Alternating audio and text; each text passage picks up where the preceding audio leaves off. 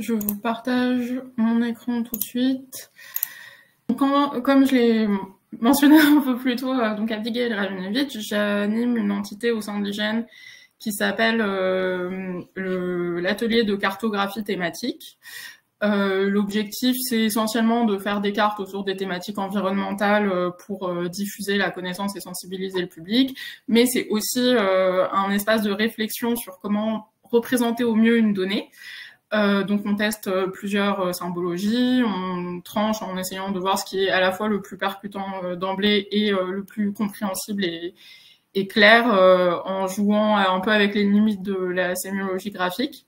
Et donc c'est dans le cadre de ce deuxième axe que je me suis prêtée au jeu de ce concours, qui était une super opportunité pour expérimenter avec des méthodes nouvelles de représentation et travailler sous contrainte, étant donné que les données étaient très cadrées.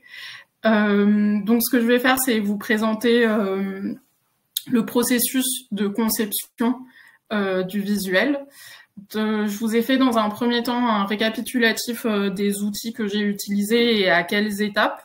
Donc il y a cinq outils qui ressortent. C'est QGIS pour tout ce qui est visualisation et aussi pour une partie des calculs sur les données. PGAdmin, qui est donc un gestionnaire de base de données qui a aussi permis de restructurer la donnée d'entrée qu'on avait. Magritte pour la cartographie et Excel pour le graphique et Illustrator pour tout mettre en page après et faire quelque chose d'esthétique. La première phase, la phase d'exploration de la donnée et de la restructuration, donc c'était indispensable parce que comme je savais que ce que j'allais faire c'était une cartographie,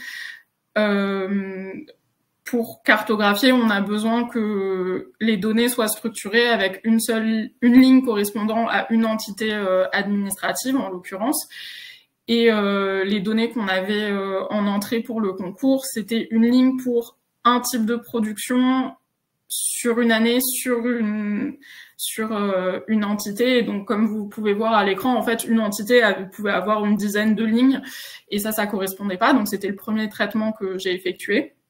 C'est aussi une phase qui est très importante parce que, typiquement, avant de vraiment plonger dans le jeu de données, le visuel que j'avais en tête, c'était plus quelque chose comme ça. Donc, quelque chose par cercle proportionnel avec encore de l'utilisation de couleurs ou de contours pour montrer des variables supplémentaires. Et en fait, en le testant sur le jeu de données, ça ne fonctionnait pas du tout. Parce que y avait une variabilité très importante dans les quantités de NR produites, et que du coup, pour la moitié des EPCI, les données devenaient complètement illisibles. Mais c'est quand même une étape qui a permis de dégager des grandes tendances, étant donné que là, on repère déjà qu'il y a 2 grands pôles de production au sein de la région. Et du coup, cette analyse, même si la tentative visuelle initiale était un peu à jeter, c'était une étape importante qui a permis d'envisager un autre type de représentation, qui du coup était une carte de chaleur. Celle-ci, elle a été produite, donc je disais, avec Magritte, qui est un outil de très bonne qualité de cartographie en ligne, complètement gratuit, qui est développé par un labo de recherche. Donc, on rentre ses paramètres, etc. Et puis, il crée le visuel. Je l'ai repris sous Illustrator, et donc ça me donnait cette première partie de la planche finale. Mais je trouvais que ça manquait encore d'informations, que je voulais pas représenter qu'une seule chose.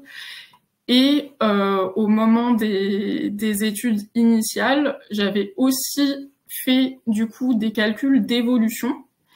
Donc là, vous voyez les centroïdes des EPCI. En vert, c'est quand la production de NR a augmenté entre, alors je me souviens plus des années qu'on avait, 2019 et 2022.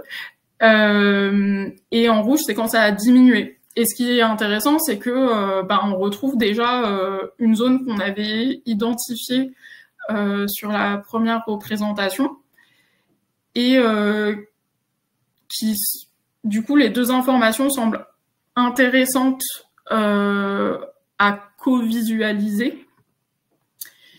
Donc, il y avait plusieurs façons d'ajouter une couche d'information pour que les deux soient visibles en même temps. Moi, ce que j'ai choisi de faire, c'est juste en fait d'ajouter des annotations, c'est-à-dire du texte, pour ne pas complètement écraser le visuel cartographique que j'avais déjà produit. Et là, on a déjà des choses un peu intrigantes qui ressortent. Donc, il y a ce que je viens de mentionner sur le fait que sur ce pôle très important de production, on voit que c'est quand même en diminution de 22%, ce qui n'est pas complètement anecdotique non plus. Et un chiffre qui est encore plus étonnant, c'est ici sur le pays de Montmédy, on voit une augmentation de plus 372 sur une zone qui pourtant sur la carte ne semble pas être un pôle de production à l'échelle régionale. Et du coup, et il y a aussi, excusez-moi, il y a aussi 3 autres points sur la carte où on approche de plus 100% d'évolution, donc ça veut quand même dire une production doublée et qu'on interprète comme des EPCI qui ne rayonnent pas par ça au niveau régional, mais qui localement sont quand même vraiment engagés dans l'ENR, dans les ENR. Et c'est pour ça que j'ai choisi d'ajouter du coup le graphique à côté qui permet d'expliquer ces chiffres un peu surprenants et de mettre en évidence que du coup les augmentations c'est bien des petits producteurs, mais des petits producteurs qui s'engagent beaucoup, et les diminutions c'est les très gros producteurs qui ralentissent, mais tout en restant les producteurs principaux étant donné le point de départ initial. Donc voilà, et l'ajout de ces différents niveaux d'information, ça permet les visuels se complètent l'un l'autre et j'espère s'explicite au maximum. Et c'était ça la démarche. Du coup, je laisse place aux questions. Merci Abigail. Pareil, très intéressant aussi ton travail. Et moi personnellement, je ne connaissais pas l'outil Magri. Je viens de voir que c'est un outil qui a été travaillé, qu'on construit peut-être avec le CNRS, si je ne dis pas de bêtises. Donc, est-ce que tu trouves qu'il y a des limitations par rapport à cet outil en termes d'exportation? On est capable de l'exporter sous quel format? Image, PNG, PDF ou ils produisent aussi des formats vectoriels? Tu connais un petit peu cet outil? Alors, je l'utilise assez rarement. J'ai déjà fait des tests dessus, mais c'est surtout là, dans le cadre du concours, que j'ai vraiment fait quasiment tout le visuel avec. Il prend beaucoup de formats de données en entrée. Donc, ils ont déjà en stock un certain nombre de fonds de cartes vectoriels. Donc, on peut venir juste avec des fichiers tableurs et faire les jointures dans l'outil. Et à l'export de mémoire, on peut avoir donc soit du vecteur tout simple, type SVG, soit des fichiers géographiques comme du shapefile ou du GeoJSON, je sais plus exactement. Mais ce qui veut dire qu'on peut le retravailler ensuite, repasser dans un SIG et retravailler avec. Et il y a beaucoup de types de représentations qui sont proposées. Là, moi, ce que j'ai pris, c'est donc ce qu'ils appellent la carte lissée. Mais il y a beaucoup d'autres choses. Et notamment, je trouve que, par exemple, sur les cartes de chaleur, sur des outils SIG, parfois c'est très opaque les paramètres et on n'a pas vraiment la main dessus.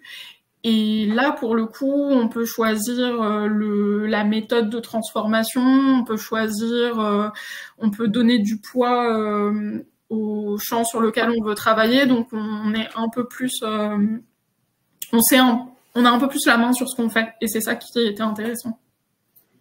D'accord. Ok, très bien. Merci pour nous avoir partagé votre expérience avec cet outil et bravo encore une fois pour le travail et le 3e prix. Félicitations.